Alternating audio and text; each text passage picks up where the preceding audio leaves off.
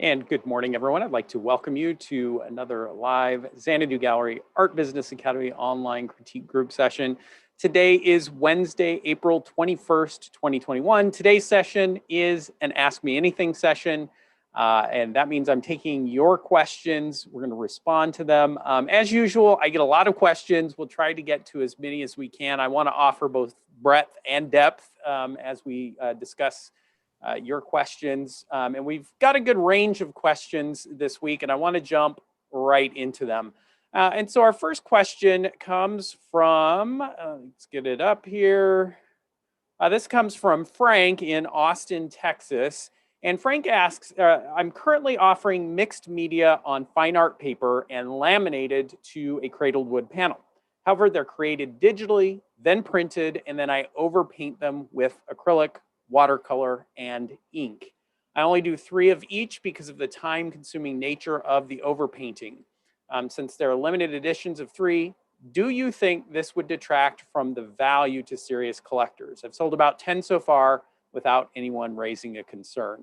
And so I think to a certain extent, Frank, you've answered your own question. The fact that you have sold 10 of these proves the viability of the work, that there will be interest in it. And I have said it here before, and we'll probably repeat it again, that once we can get those first sales going, it then just becomes a question of scale and modifying the opportunities and creating more exposure for the work. It is a good question, though, about different approaches to creating art. Obviously there is the approach that most art buyers and artists are comfortable with and aware of, where there's an artist standing at an easel with a paintbrush or, sculpting in clay, and they can kind of understand that. But there are a lot of art forms that fall outside of that, and I see artists who are working in assemblage or photography and digitally manipulated photography. And it sounds like there's a combination of this with what Frank is doing. And ultimately, it's the final product that you create that's going to make the difference. If it's something that resonates with viewers, that they want to have in their home, and you have then done everything necessary to get it in front of them, to set a price point that seems reasonable to them, then yes, you can generate sales. The rest are really semantics and logistics. Editions and edition sizes certainly present some decision points for you. And I work with artists who similarly are doing work that can be created in multiples, and decisions have to be made about edition size. My experience has been, as I've worked with some artists who are doing editions, that it just hasn't made a huge difference ultimately, the edition size. I have artists who are doing very limited editions of 2, 3, 4, as Frank's suggesting. I have artists who are doing larger editions. And by the way, I'm talking about both sculptural and 2-dimensional pieces. And then I have artists who are doing completely open editions. That is, they're not limited by number. Some of them are not even numbered. Again, ultimately, it's just going to come down to, does the potential buyer think what's being offered is reasonable? And I would also say that even in those open editions that are larger, the artists I'm working with are maybe creating in the hundreds in the edition. And that's still not very many when you think about how many people there are in the world and how many people are ultimately going to have, one from this edition. It's just a very small percentage. And so, again, the difference between creating 3 or 10 or 50 or 100 or 1,000 ultimately is going to be more a question of your personal preference, how do you want to approach what you're going to be offering to collectors, and then it's going to be up to the collector to decide if that makes sense to them. Some collectors do care and they want to have smaller editions, but again, and perhaps it's a result of who my clientele is. We just find that our clients don't pay as much attention to that. If they like it, and a larger edition size allows you to have a lower price point, that can be attractive. So it's all a balancing act in a decision-making process. Anyone want to jump in with comments or questions about editions and edition sizes or decisions you've made or challenges you've had? You can click on the hand icon. If you've got something, if not, that's okay. We'll jump forward to the next question. Going once. Okay, let's take the next question. Okay, this is a short question, a very brief question, maybe one of the briefest that we've had here, and also one of the nearly impossible to answer and very complex to take. And Cindy from Maryland says, how do you find the audience for your artwork?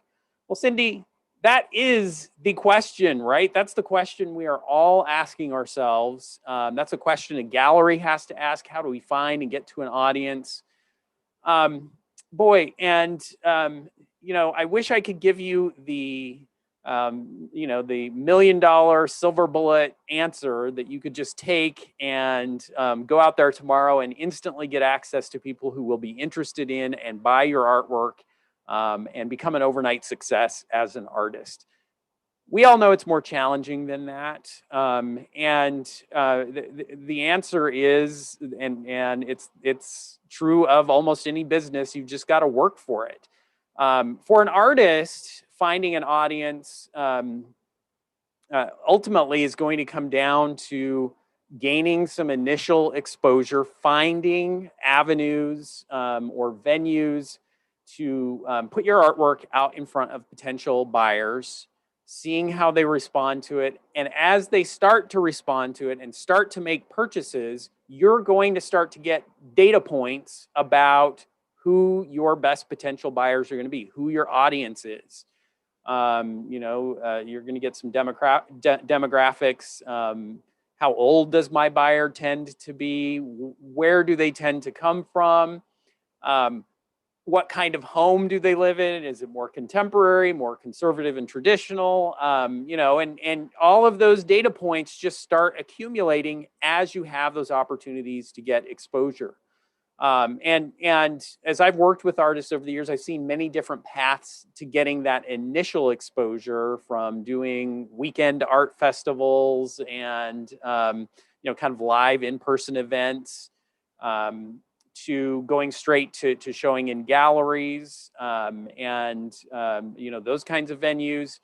But ultimately, it's just a matter of time building up the cumulative effect of having had a good number of people exposed to the artwork, seeing how they respond to it, and then starting to build that understanding of who they are. And we have certainly found, and it's been interesting for us, in the gallery, we offer a range of different artists and artwork.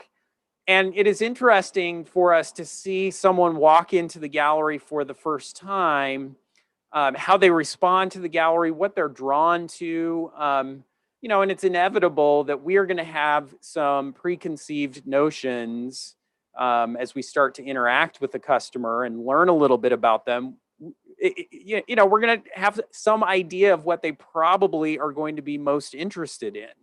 And a lot of the time we're right. Sometimes we're not. Sometimes a client will completely kind of shoot through our expectations. They'll come in and seem like they should be someone who would be interested in more traditional landscapes, and instead will go to the more abstracted contemporary work. And, that keeps things interesting. But if you look at the big picture and you kind of start looking at the numbers and the averages, and you start thinking about the hundreds of people who've come through the door and the thousands of people who've come through the door and the tens of thousands of people who've come through the door, eventually patterns start to emerge, and you can start to draw on that. And it helps us, to be able to do our marketing. And so, if we know that a certain demographic is likely to be interested in one of our artists, we're going to be doing advertising against that demographic.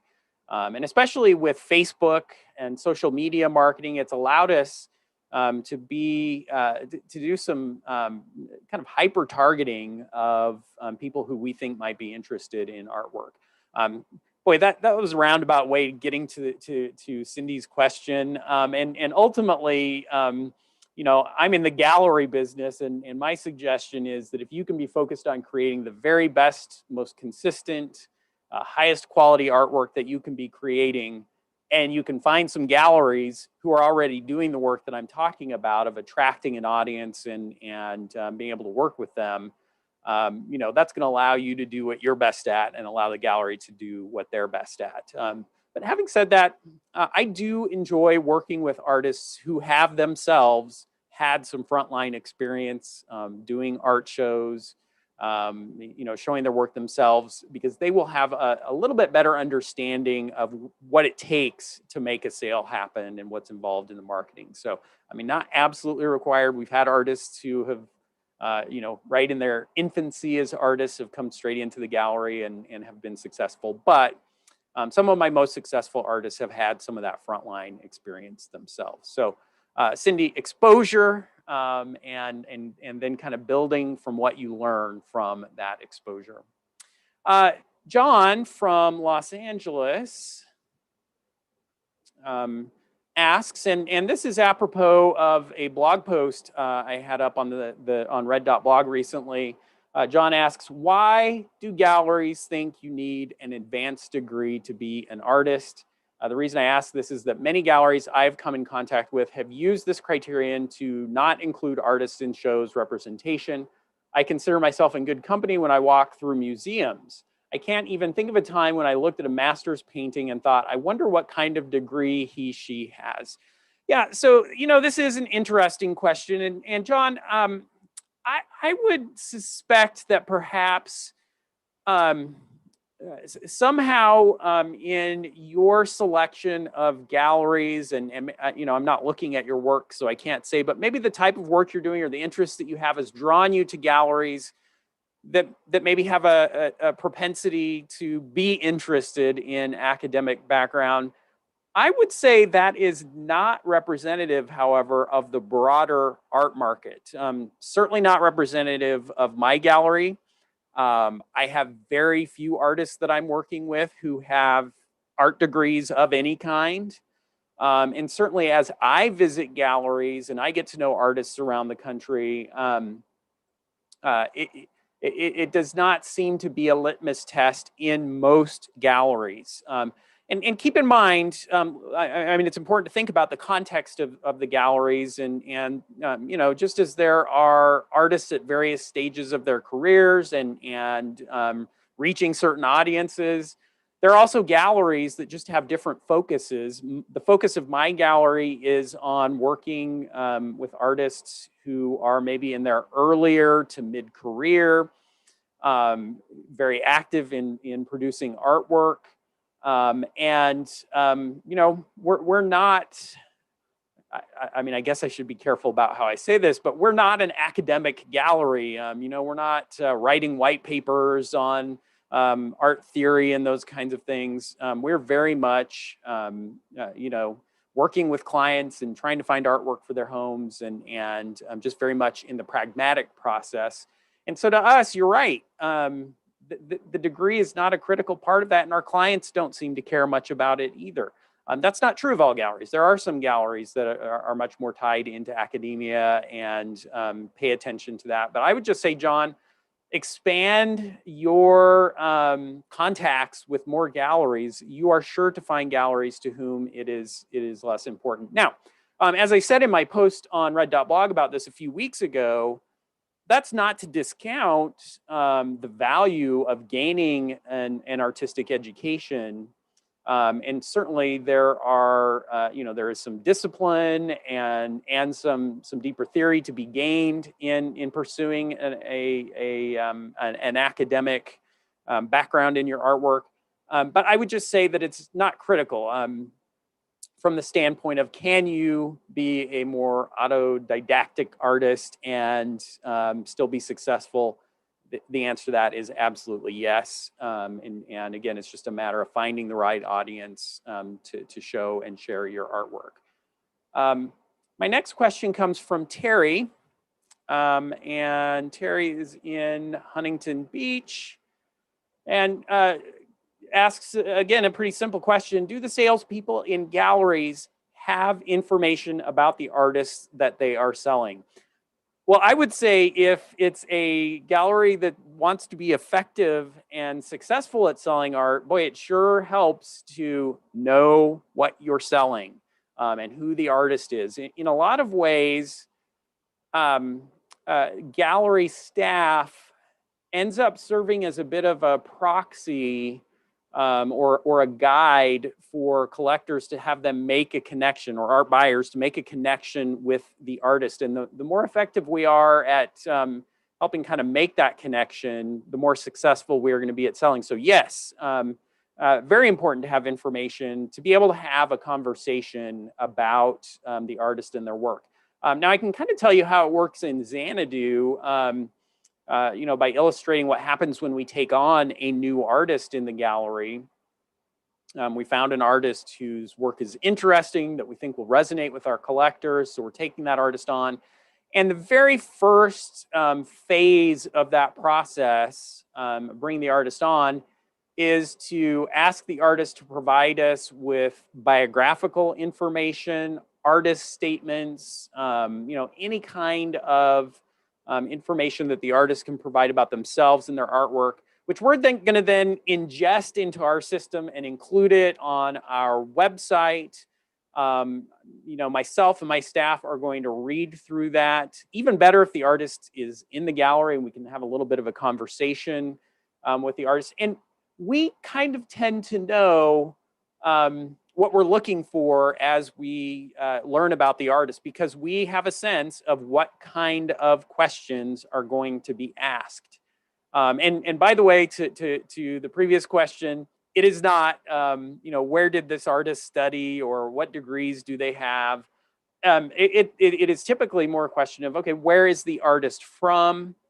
And that's an interesting question. You would think it wouldn't really matter too much where the artist is from. But in my experience, as a visitor to the gallery is seeing the artwork, they're trying to create a framework of understanding and connection to that artwork. And somehow knowing where the artist is from, it seems like a good starting point for that. Oh, these landscapes have big skies and long horizon lines, and the artist is from the Midwest. That makes sense.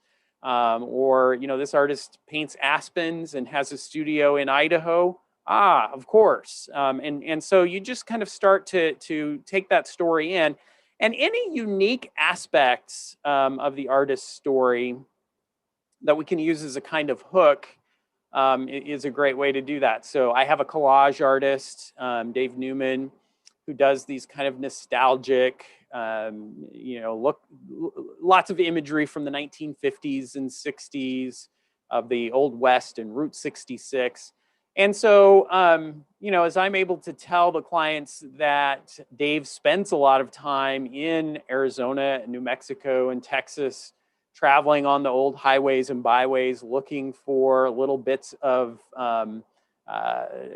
treasures that point to that period. Again, it just kind of helps them step into the story and maybe remember a trip that they took on Route 66, or what it is about the West that captivates them. And it just enhances that experience. And kind of in the great human tradition, telling the story gives them a story that they are then going to tell as the artwork is on display in their home. And so we want to facilitate that process. What I just can't imagine working is someone walking into a gallery, seeing a piece of artwork, and the salesperson says, "Do you like it? Do you want to buy it?" And nothing is said about the artist or the work or who it is, and it's just a very sterile experience. That just almost never happens that way. The client is curious and wants to know the story, and so we want to be able to provide that. And so Terry, as an artist, it is wise for you to have laid some groundwork, to have done some preparation to be able to provide that information, to have crafted a biography that gives some background on you and your artwork. And don't worry that your story is basically the same as every other story. I've been interested in artwork ever since I was a child. The first thing I ever picked up was a crayon. Yeah, we know that that's everybody's story, but remember, your artwork is unique, and the experience that someone is going to have looking at your artwork is going to be unique, and they're going to be interested in your story. So don't be afraid or shy about telling that story. Leah from Boulder Creek, California. Let's get Leah's question up here. Could you discuss appropriate commission splits when discussing retail pricing and net pricing on commissioned custom works with art consultants and designers? So this is a pretty specific question. Sounds like maybe, Leah, you might be right in the midst of negotiating that or have dealt with this. And Lee says, I've heard a wide range of answers to this. I'd like your input on what you think is fair and industry standard. And so there's the challenge right there in the end. And that is that we are in such a niche boutique corner of the retail world, marketing and selling artwork, that it is a little bit challenging to use words like industry standard or this is what you should expect, because it can vary pretty dramatically from market to market, even from art consultant to consultant designer. And ultimately, any of these kinds of questions come a bit down to negotiation. So anything that I tell you today, I would not have you take that as some kind of gospel, that our prophet, Jason, told us that it should be 15%, because that's just not really how it ends up working in most cases. Now, there do tend to be some parameters that have propagated throughout the art market. And so it is fairly standard when you're working with art galleries that the commission split is going to be 50%. That has become fairly standard across most of the market. When we're working with designers and decorators, our standard commission to them is 15%. So take that as you will. That would be our approach, and that applies whether they're buying something off the wall or we're working to create something custom. That 15% has worked well for us over the years, at least as a starting point. Now, there are times where, depending on the dynamics of the sale, how large the sale is, how many pieces are involved, that there might be some negotiation on our part, and it might end up being 20% for the designer, depending on, if that dynamic makes sense. Ultimately, if you as an artist are working directly with designers or art consultants, you should also keep in mind that the optimal outcome for you would be to have not just one sale that's completed through that resource, but hopefully an ongoing relationship that engenders multiple sales in the future. And so to that end, it makes sense to be aggressive in your commission that you might be offering. And I would suggest that if you're working directly with a designer and there's not a gallery involved, that you could afford to maybe go straight to that 20%, in the hopes that you're giving that designer or art consultant an incentive to come back to you in the future.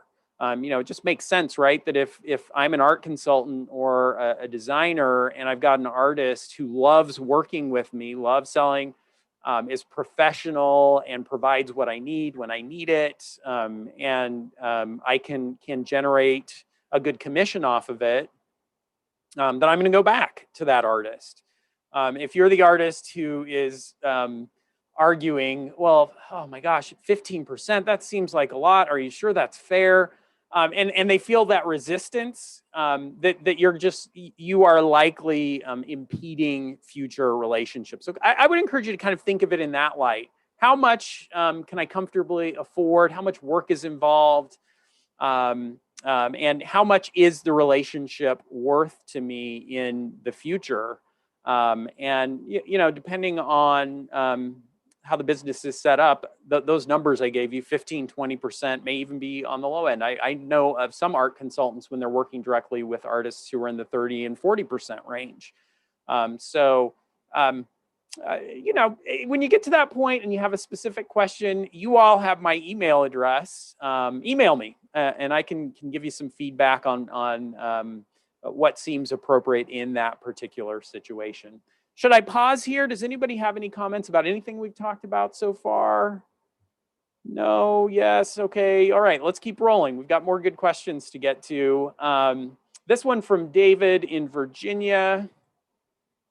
Let me pull David's question up here.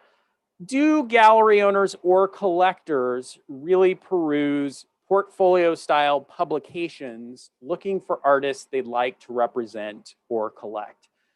So I think this would be referring to, and I receive several of these publications every year.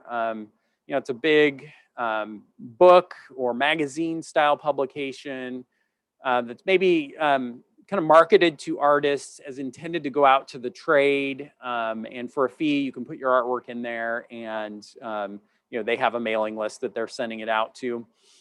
I suppose that it's going to depend a little bit on the publication and their mailing list, and the kind of the quality that they're putting out, and what the collection of artwork is as to how effective that's going to be. I would assume that it must be somewhat effective if these publications have continued in production for a number of years. That would be one sign that somebody must think it's worthwhile. Maybe it's just a question of bandwidth for me. I don't have a lot of time to dive into those and certainly it's not the first line of artists that I'm looking at when I'm considering bringing on new artwork. So maybe not for us, but maybe for other galleries, it is a good resource.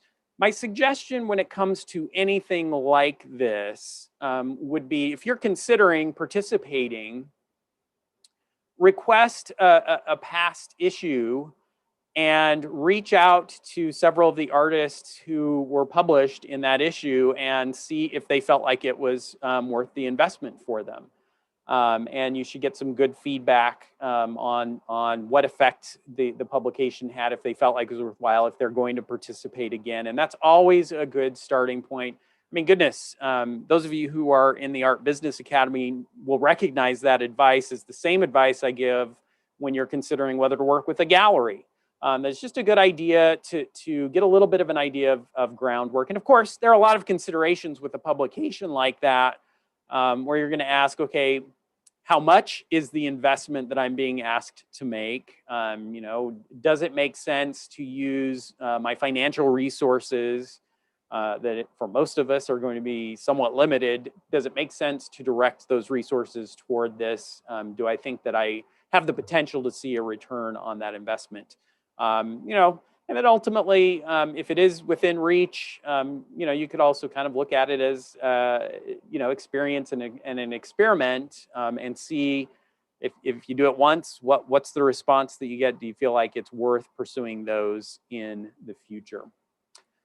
Jane from Santa Clarita, let me get Jane's question up, asks, if I approach a gallery that is far from me, is the cost of shipping on the artist both ways? My work is large and it would be costly to ship. I'm thinking of only approaching galleries that I can drive to until I have more confidence that they will sell.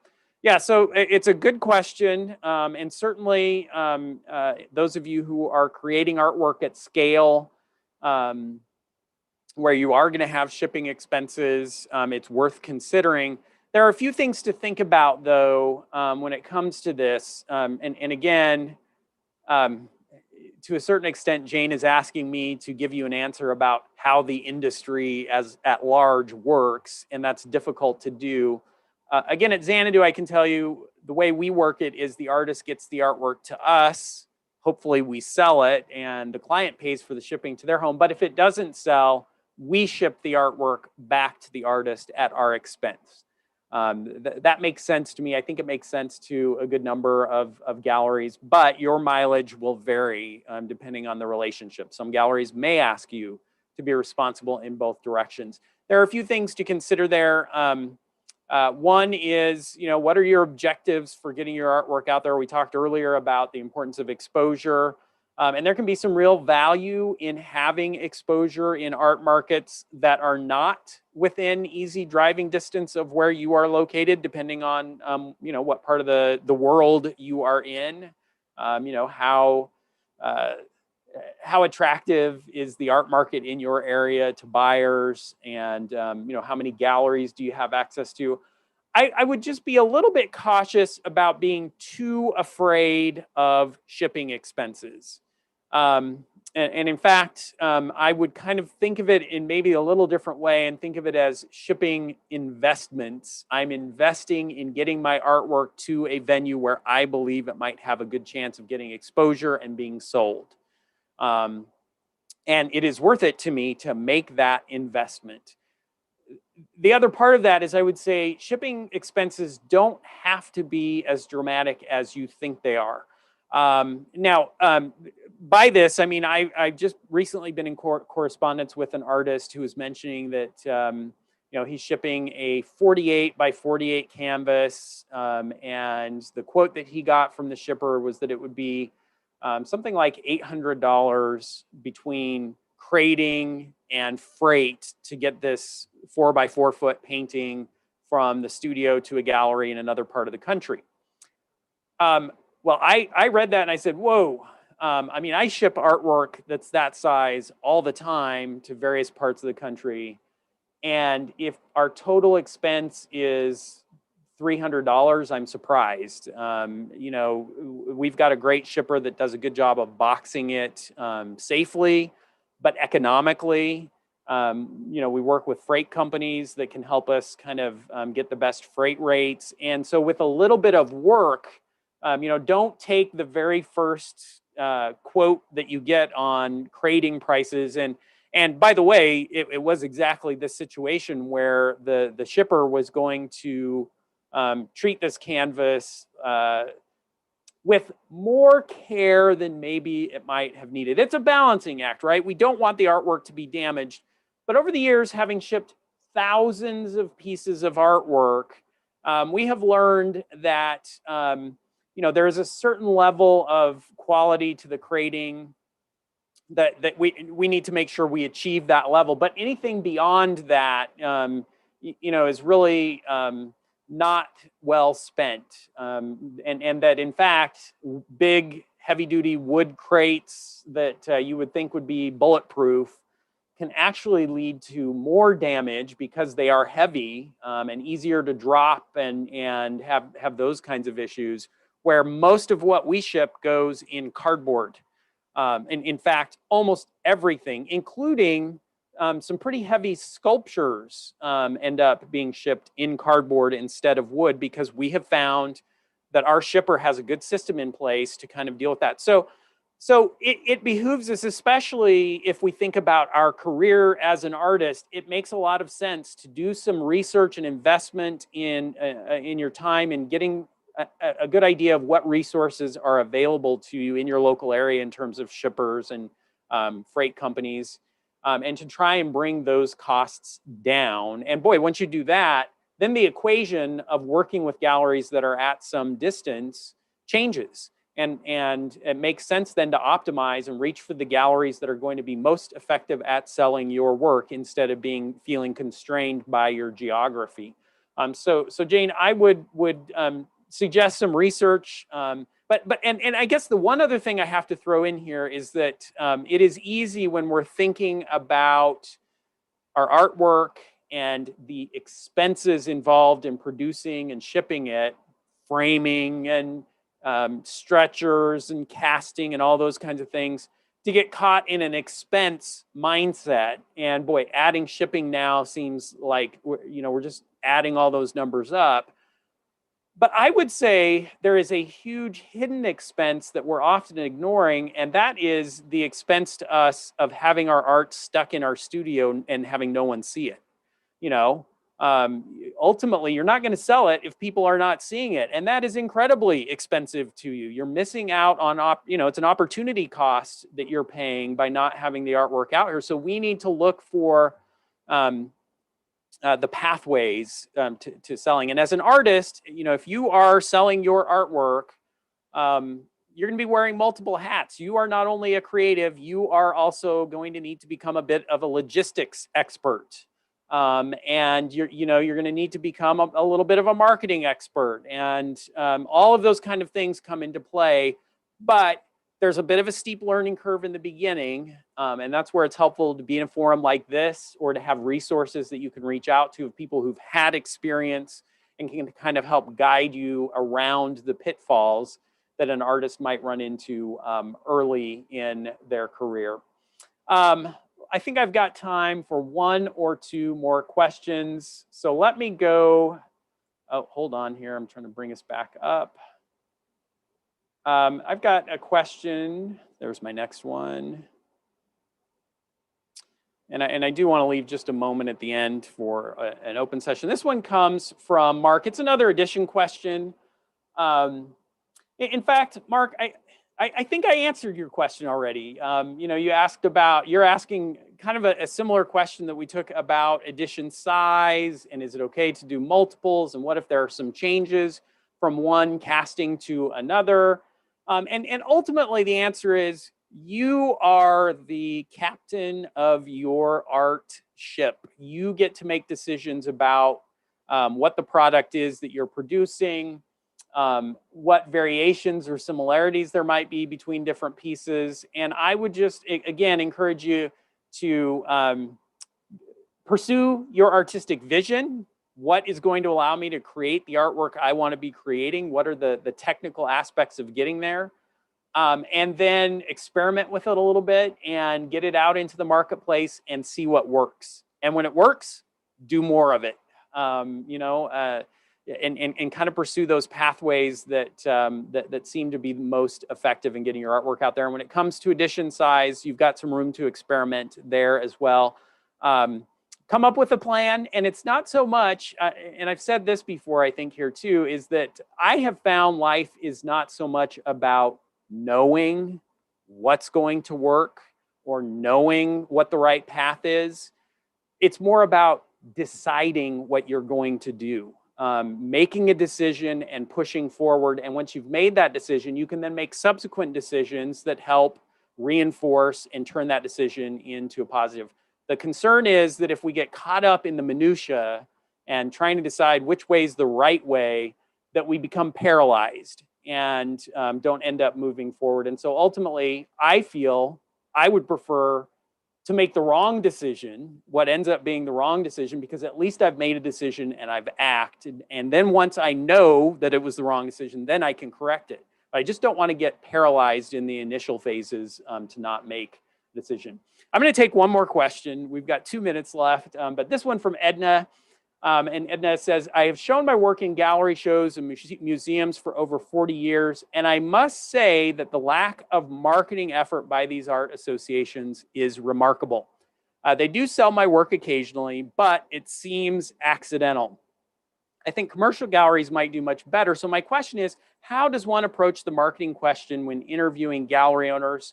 Any words of wisdom and advice from you would be most welcome. Yes, thanks for the question, Edna. It's a great question, and I think that we can all kind of empathize with the position that you're in, where we've all seen this. And I think ultimately it's helpful, as you're going to be showing your artwork. There is a bit of a cliche that says follow the money. Pay attention to where the money is, and because that's almost always where you'll find the motivation. And when an art association, or a group show, if that event is generating revenue from some other activity other than generating sales, other than through sales, the likelihood of sales decreases. It's just a correlation that you almost can't avoid, where if a museum show or an art festival, if they're making entry fees or they're charging a fee to display the artwork, and they're covering their overhead and creating a profit from those activities, or even if they're charging an entrance fee for visitors, or maybe they're subsidized by another institution or by a local governmental authority, as some museums are, their motivation to generate sales is going to be lower than a gallery whose livelihood depends on the sale of artwork. So a gallery like mine, my kids don't eat if I don't sell artwork. So you can be assured that, when I wake up in the morning, I am thinking about marketing and promoting our artists and generating sales. When I go to sleep at night, if there's something keeping me up, it's that I'm maybe not doing the best job that I could be doing, and what could I be doing more? And I think that would be ultimately what we would be looking for. And so, as you as an artist are looking for venues to sell your work, you're going to be paying attention to that. Is this a gallery that is somewhat established? Does the gallery owner seem motivated? And of course, motivation alone is not enough. Do they seem like they have an idea of how to approach the market? Do they seem like they would be able to build relationships? And again, that advice I mentioned earlier, to talk to some of the other artists they're working about, would be, very valuable insight into what experience you might expect to have in that venue. But again, ultimately as well here, it's just a good idea to get a variety of venues representing you and your artwork, and a number of galleries, and that the more experience you get and the more volume of sales you start to see, you'll find the pathways that are optimal for generating the sales of your artwork. We've done it, y'all. We ran through our allotment, and I've got a crazy day ahead of me, so I do have to cut us off. I ended up talking a lot. I didn't get you involved in the conversation as much as maybe I would have liked to, but I think we had some good questions and some good conversation here, and we'll be back here in a month. The third Wednesday of every month, we do an open Q&A session. We'll be back here doing that same in May. So I didn't get to some of your questions. Be patient with me, resubmit them. Those of you who are in the Art Business Academy, and I didn't get to your question today, submit it on a Friday, and I promise we will get to it. I want to take all of your questions. But thank you so much for joining us for this session. We will be back here next Wednesday with our typical format, looking at and reviewing an artist's work, and exploring a little bit more of the art world.